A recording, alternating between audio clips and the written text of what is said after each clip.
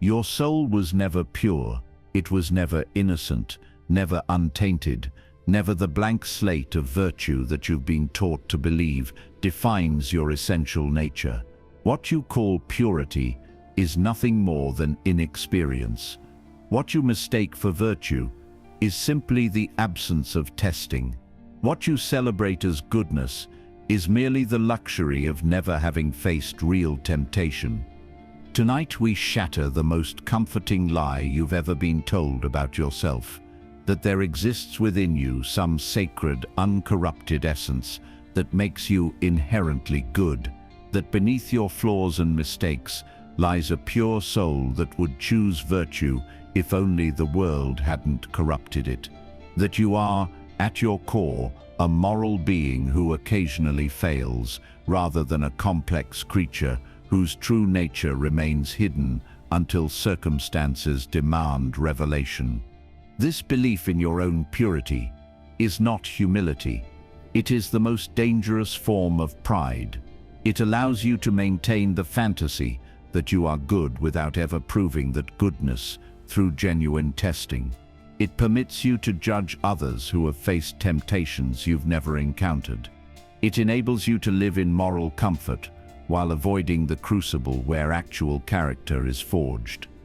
Over the next hour, we will strip away this illusion layer by layer.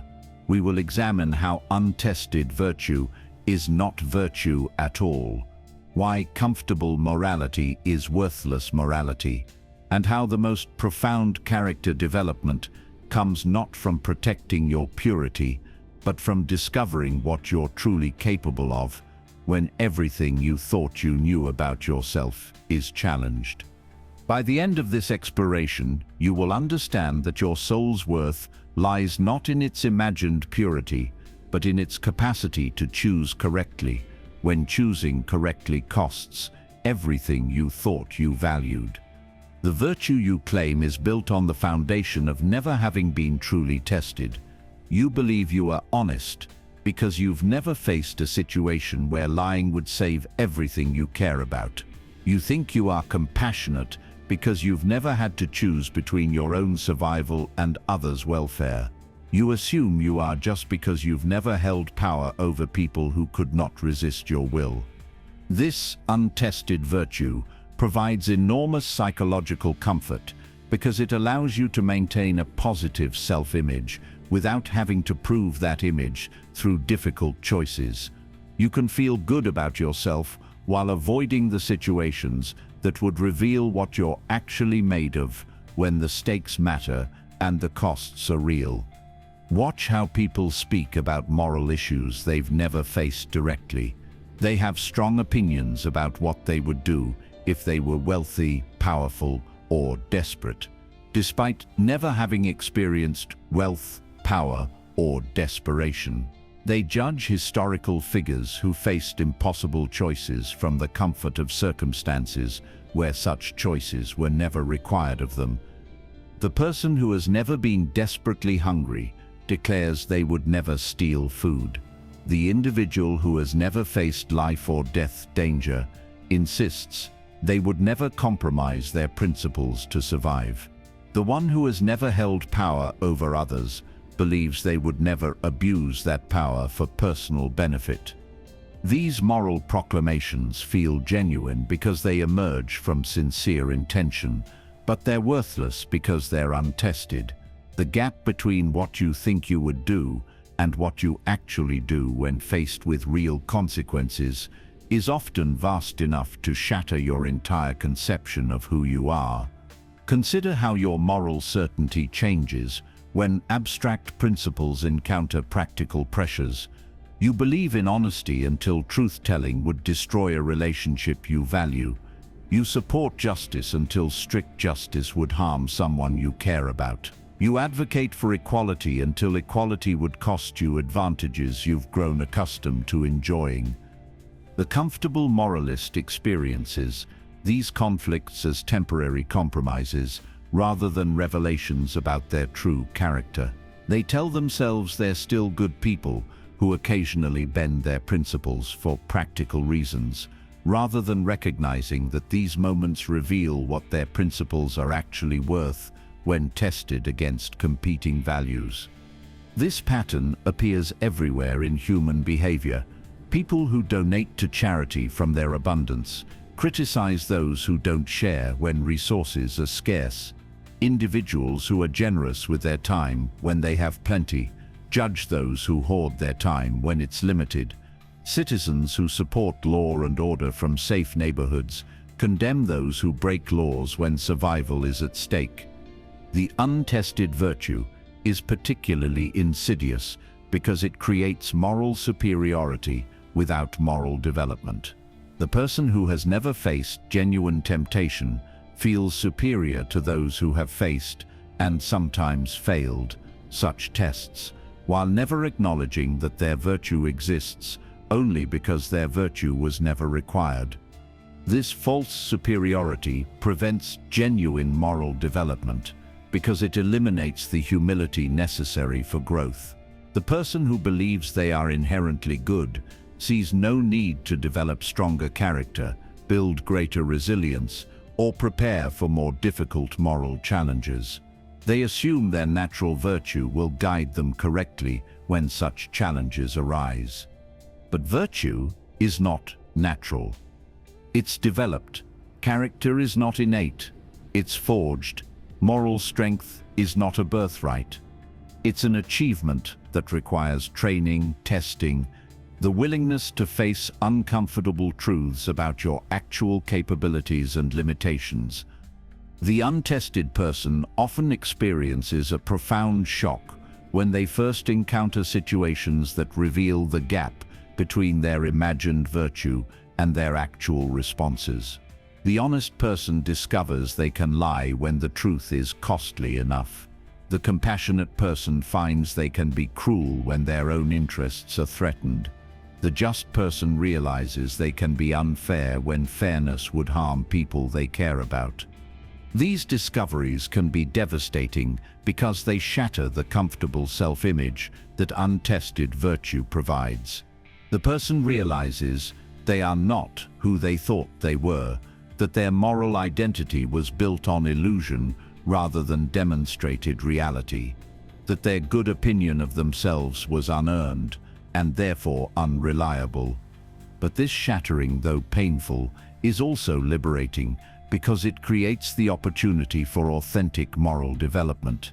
Once you abandon the illusion that you are naturally good, you can begin the real work of becoming actually good through conscious choice, deliberate practice, and the courage to test your developing character against increasingly difficult challenges. The comfortable moralist remains frozen in adolescent virtue, the virtue of someone who has never had to prove their goodness through sacrifice, endurance, or choosing right when choosing right costs everything they think they want. Real character development occurs not in the safety of moral comfort, but in what we might call the laboratory of temptation, those situations where your stated principles encounter genuine costs, where your declared values conflict with your immediate interests, where choosing correctly requires sacrificing something you desperately want to keep. Temptation is not the enemy of virtue. It is virtue's essential testing ground. Without temptation, virtue is merely preference. Without the possibility of choosing wrongly, choosing rightly has no meaning. Without genuine costs for moral behavior, morality becomes nothing more than comfortable self-expression rather than disciplined self-development. Consider how differently people behave when they believe they are being watched versus when they are certain their actions will never be discovered. The person who returns a lost wallet when others might see them demonstrates social compliance. The person who returns a lost wallet when no one would ever know demonstrates character. Most moral behavior operates at the level of social compliance rather than authentic choice. People follow ethical guidelines when the social costs of violation are high, and when the benefits of compliance are clear. They avoid theft when punishment is likely, tell the truth when lies would be exposed, and treat others fairly when unfairness would be noticed and condemned. This compliance-based morality creates the illusion of virtue while avoiding the development of actual moral strength. The person learns to behave correctly in monitored situations while never discovering what they would choose when only their own character guides their decisions. True temptation occurs when choosing correctly costs more than choosing incorrectly, when virtue is punished while vice is rewarded, when doing the right thing guarantees negative consequences, while doing the wrong thing offers significant benefits with minimal risk of detection or punishment. These are the situations that separate authentic virtue from social performance, genuine character from learned behavior, real moral strength from comfortable moral posturing. They reveal whether your principles are deeply held convictions or merely social adaptations that disappear when circumstances change. The laboratory of temptation operates at multiple levels of intensity. Minor temptations test your daily integrity, whether you cheat on small things when no one would notice, whether you keep commitments when breaking them would be more convenient, whether you tell uncomfortable truths when lies would be easier. These small tests are crucial because they build the moral muscle memory that enables you to make correct choices when stakes are higher. The person who compromises on small matters when no one is watching has already demonstrated that their principles are conditional rather than absolute. Major temptations test your core values under extreme pressure. Whether you would lie to save someone you love, whether you would steal to feed your family, whether you would betray a trust to protect yourself from serious harm. These situations reveal which values are truly primary when all your values cannot be honored simultaneously. The most profound temptations test your fundamental identity, whether you would abandon your principles to gain everything you've ever wanted, whether you would compromise your character to achieve your deepest dreams, whether you would become someone you've always despised to save everything you've ever loved. These ultimate tests strip away all comfortable rationalizations and social supports, forcing you to discover what you're actually willing to sacrifice to maintain your integrity when maintaining integrity costs everything else you value. Most people never face such extreme tests, which allows them to maintain the illusion that they would choose correctly if they were ever tested so severely. But the laboratory of temptation reveals that the capacity for moral heroism must be developed gradually through smaller challenges before it can be accessed during ultimate ones. The person who has never learned to resist minor temptations will not suddenly develop the strength to resist major ones. The individual who compromises their principles for small benefits will not mysteriously find the courage to maintain those principles when the benefits become enormous and the costs become devastating. Character development requires progressive testing, where you learn to choose correctly at increasingly difficult levels. You start by maintaining integrity when the costs are minimal, and gradually build the capacity to maintain integrity when the costs become severe. This progressive testing reveals that moral development is similar to physical development. It requires gradually increasing resistance to build strength. The person who exercises only with light weights never develops the capacity to lift heavy ones. The individual who only faces easy moral choices never develops the character necessary for difficult ones. The laboratory of temptation also reveals that moral failure is not necessarily a sign of bad character, but often a sign of insufficient preparation for the level of testing encountered. The person who fails under extreme pressure may not be evil but simply untrained for the moral demands they faced. This understanding creates opportunities for moral recovery and development rather than moral condemnation. Instead of judging yourself or others for moral failures, You can analyze what level of character development would be required to handle similar challenges successfully and work systematically to develop that level of strength. The goal is not to avoid temptation, but to develop the character necessary to handle temptation correctly when it arises. This requires seeking out challenges that test your developing moral capacities while remaining within your ability to choose correctly, gradually expanding your capacity through successful navigation of increasingly difficult moral terrain. True character is not revealed in comfort, but forged in adversity. The situations that strip away your resources, challenge your assumptions, and force you to operate beyond your normal capabilities are the crucible where your authentic nature emerges and your genuine values are tested against reality rather than theory. Adversity functions as character's forge because it eliminates the luxury of easy choices and comfortable rationalizations. When you are desperate, exhausted, afraid, or facing losses that threaten everything you care about, the social personas you normally maintain disappear, leaving only your essential self to guide your responses to impossible situations. Consider how people change when they face genuine crisis. Serious illness, financial ruin, relationship destruction, professional failure, or threats to their safety or survival. The comfortable politeness disappears. The social compliance evaporates. The performed virtue vanishes. What remains is who they actually are when all the supportive structures of normal life are stripped away. Some people discover reserves of strength, courage, and integrity they never knew they possessed. Others discover that their self-image was built on illusion and that they are capable of behaviors they would have judged harshly in others. Most people discover they are more complex than they imagined, capable of both greater virtue and greater selfishness than their comfortable lives allowed them to express. The forge of adversity reveals the difference between surface values and core values. Surface values are the principles you hold when holding them is convenient, comfortable, and socially rewarded.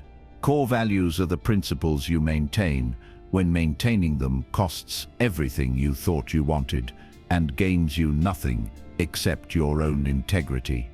Many people discover that values they thought were core were actually surface, important enough to maintain when maintenance was easy, but not important enough to maintain when maintenance required genuine sacrifice. They learn that they valued honesty until honesty threatened their security, that they believed in justice until justice threatened their advantages, that they supported fairness until fairness required them to give up benefits they had grown accustomed to enjoying. This discovery can be shocking and demoralizing, but it's also essential for authentic moral development. Until you know which of your values are truly core, you cannot develop the character necessary to maintain those values when circumstances make maintenance difficult. The forge also reveals the difference between theoretical courage and practical courage. Theoretical courage is the bravery you imagine you would display if you ever faced danger, injustice, or threats to what you care about. Practical courage is the bravery you actually display when such situations arise and you must choose between safety and right action. Most people discover that practical courage requires development through progressive exposure to increasingly challenging situations. The person who has never faced physical danger cannot assume they would respond courageously to violence. The individual who has never confronted authority cannot know whether they would speak truth to power when speaking truth carried real costs. But the forge of adversity also reveals that courage, like other aspects of character, can be developed through conscious practice and gradual testing. The person who learns to speak up in small situations develops the capacity to speak up in large ones. The individual who practices maintaining principles when costs are minor builds the strength to maintain principles when costs are severe. Adversity becomes character building rather than character destroying when approached with the right mindset. Instead of viewing difficulties as unfair punishments or random misfortunes, you can approach them as training opportunities that reveal your current limitations while building your capacity to handle greater challenges. This reframing transforms adversity from something to be avoided into something to be navigated skillfully for maximum development benefit. Each difficult situation becomes a chance to discover what you're currently capable of and to practice skills that will serve you when facing similar or greater challenges in the future. The Forge also reveals that character development is not linear or predictable. The same person may display great courage in physical danger while showing cowardice in social situations, or demonstrate integrity in financial matters while compromising principles in relationships. Character is domain-specific and must be developed separately in different areas of life. This understanding prevents both arrogance and despair about moral development. You cannot assume that strength in one area guarantees strength in others, but you also cannot assume that weakness in one area means weakness in all others. Each domain provides its own testing ground and development opportunities. Perhaps most importantly, the Forge of Adversity reveals that character is not fixed, but developmental. The person who fails tests today can develop the capacity to pass similar tests in the future. The individual who discovers disappointing things about themselves can work systematically to become someone who would respond differently to similar challenges. This developmental view of character creates hope and motivation for continued growth rather than resignation to perceived limitations. Instead of accepting that you are who you are and cannot change, you can recognize that who you are today is simply your starting point for who you could become through conscious development and progressive testing. The Forge does not guarantee that everyone who enters emerges stronger. Some people are broken by adversity rather than strengthened by it. But those who approach adversity as character development opportunity rather than unfair punishment typically emerge with greater resilience, clearer values, and more reliable character than they possessed when comfortable circumstances never demanded such development. The deepest impediment to understanding your true character is the elaborate system of masks you've constructed to present acceptable versions of yourself to the world, and more dangerously, to yourself. These masks become so familiar and comfortable that you mistake them for your authentic nature, never realizing that your real character remains hidden beneath layers of social performance and self-deception. Each social role you play requires a different mask. The dutiful child, the loyal friend, the dedicated employee, the caring partner, the responsible citizen. Over time, these masks become so sophisticated and automatic that you forget they are performances rather than authentic expressions of your essential self. The mask of moral purity is perhaps the most seductive and dangerous because it allows you to maintain the illusion that you are inherently good while never testing that goodness against genuine challenges. This mask presents a version of yourself that always chooses correctly, never experiences questionable desires, and would certainly behave virtuously in any imaginable situation. But masks are not souls. They are strategic presentations designed to elicit specific responses from others and to maintain comfortable self-images that protect you from confronting uncomfortable truths about your actual nature. The person who has lived entirely behind masks may never discover what lies beneath them. Consider how your behavior changes in different social contexts. The personality you display with family differs from the one you show colleagues, which differs from the one you present to strangers, which differs from the one you maintain when you believe you are completely alone. Each context activates a different mask designed for that particular social environment. These contextual variations reveal that much of what you consider your personality is actually adaptive behavior rather than authentic character. You become who the situation seems to require, rather than expressing consistent principles that operate regardless of circumstances. The multiplicity of masks creates what psychologists call identity diffusion, the sense that you don't know who you really are because you've become skilled at being whoever the situation demands. You can perform authenticity so convincingly that you convince yourself. But performance is not the same as reality. This identity diffusion becomes problematic when you face situations that don't fit your existing repertoire of masks. When circumstances demand responses that none of your practiced personas can handle, you experience confusion and anxiety because you don't know how to act when you can't rely on familiar social scripts.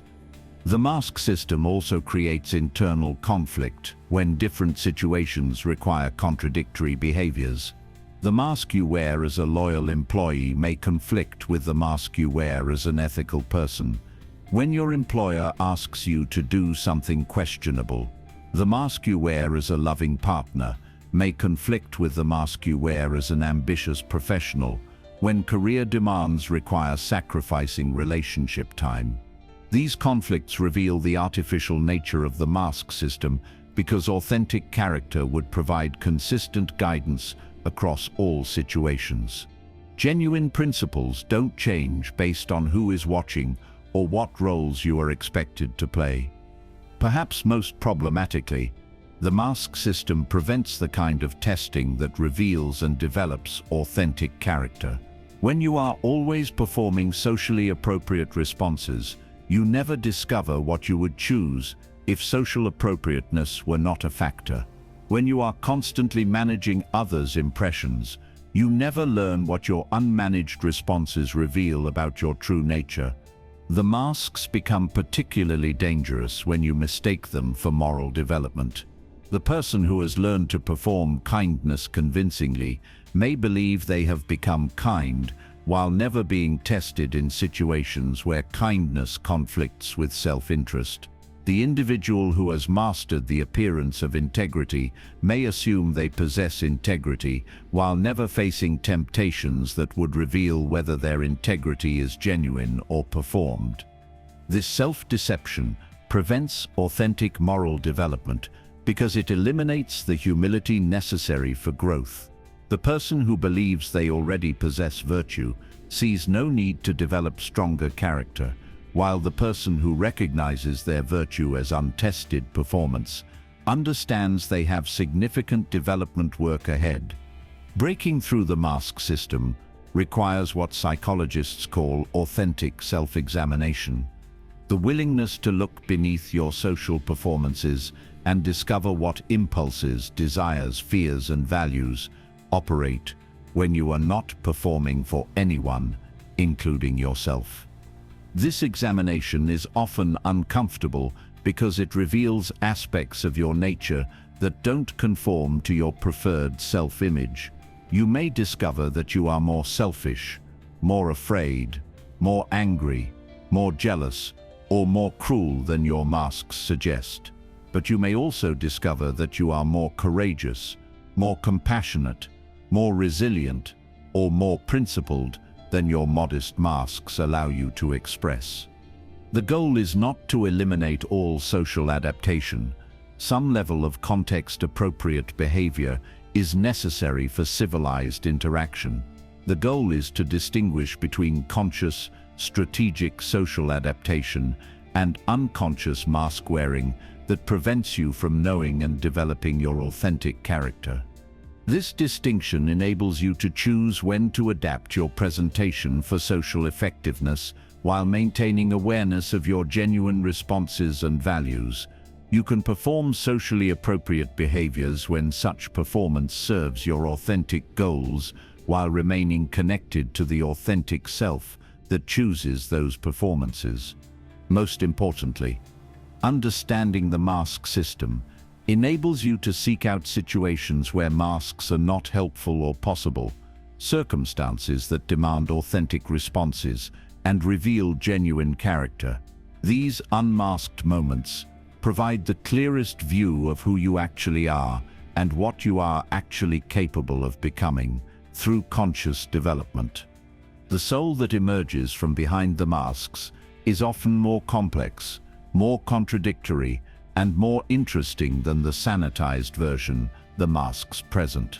It contains capacities for both great virtue and significant selfishness, impulses toward both nobility and pettiness, potential for both courage and cowardice. This complexity is not a flaw to be corrected, but raw material to be developed. Understanding your actual nature, including its darker aspects, provides the foundation for authentic character development that transcends mask-wearing to create genuine strength that operates consistently across all situations and circumstances. The most crucial step in character development is developing the courage to face what Carl Jung called your shadow, those aspects of your nature that you have hidden, denied, or projected onto others, because acknowledging them would threaten your comfortable self-image and social persona. Your shadow contains not only your capacity for darkness, but often your unrealized potential for authentic power and genuine virtue. The shadow formation process begins in childhood, when you learn which aspects of your natural responses are socially acceptable and which must be suppressed or hidden. The aggressive impulses that might be necessary for self-protection get labeled as bad. The selfish instincts that might be essential for self-development get condemned as wrong. The competitive drives that might motivate excellence get criticized as unspiritual. These rejected aspects don't disappear. They go underground, where they continue to influence your behavior in ways you don't recognize or control. The suppressed aggression emerges as passive-aggressive manipulation. The denied selfishness appears as martyrdom that subtly controls others through guilt. The hidden competitiveness manifests as subtle sabotage of others' success. This unconscious shadow activity prevents authentic character development because you cannot develop strengths. You refuse to acknowledge or integrate impulses you are determined to suppress. The person who denies their capacity for aggression never learns to use assertiveness appropriately. The individual who rejects their selfish impulses never develops healthy boundaries or self-respect. Most dangerously, the shadow projection process causes you to see in others the dark qualities you refuse to acknowledge in yourself. The traits that trigger your strongest judgmental responses in others are typically the traits you have most thoroughly suppressed in your own personality. This projection creates a false sense of moral superiority, because you can condemn in others what you never have to face in yourself. But it also prevents genuine moral development, because you never learn to manage impulses you don't acknowledge possessing. The person who is triggered by others' dishonesty may be suppressing their own capacity for deception. The individual who judges others' selfishness harshly may be avoiding their own selfish impulses. The one who condemns others' cruelty may be denying their own capacity for causing harm. Shadow work requires the courage to reclaim these projected qualities and acknowledge them as aspects of your own nature that need conscious integration rather than unconscious suppression. This doesn't mean acting on every dark impulse, but rather developing conscious choice about how to express or channel these energies constructively. The person who acknowledges their capacity for aggression can develop assertiveness skills and learn to use their fighting instincts to protect what matters rather than destroy what threatens their comfort. The individual who accepts their selfish impulses can develop healthy self-interest that enables them to contribute more effectively because they are operating from strength rather than depletion. Shadow integration also reveals that many qualities you have rejected as negative actually contain seeds of positive capabilities. The selfishness you have suppressed may contain healthy self-respect and boundary-setting abilities. The aggression you have denied may include necessary assertiveness and protective instincts. The pride you have hidden may encompass legitimate self-confidence and achievement motivation. This integration process is initially uncomfortable because it requires abandoning the simplistic good versus evil framework that makes moral decision-making feel easier. Instead of being able to categorize impulses as purely good or purely bad, you must develop the sophistication to understand how potentially destructive energies can be channeled constructively. But this sophistication creates far more reliable character than simple suppression, because it gives you conscious choice about how to express your complete nature, rather than leaving significant aspects of your personality operating outside your awareness and control. The courage to face your shadow also requires accepting that you are capable of behaviors you have judged harshly in others.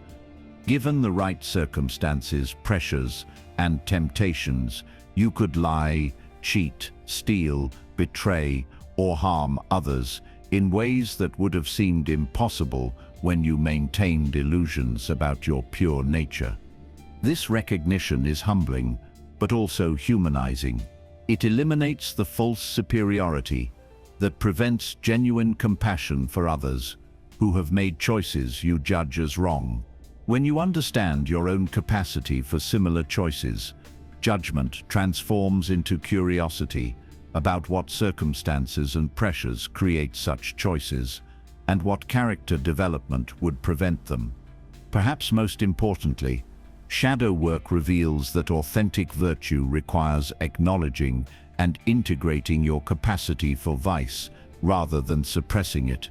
The person who has never faced their own potential for dishonesty has not developed genuine honesty.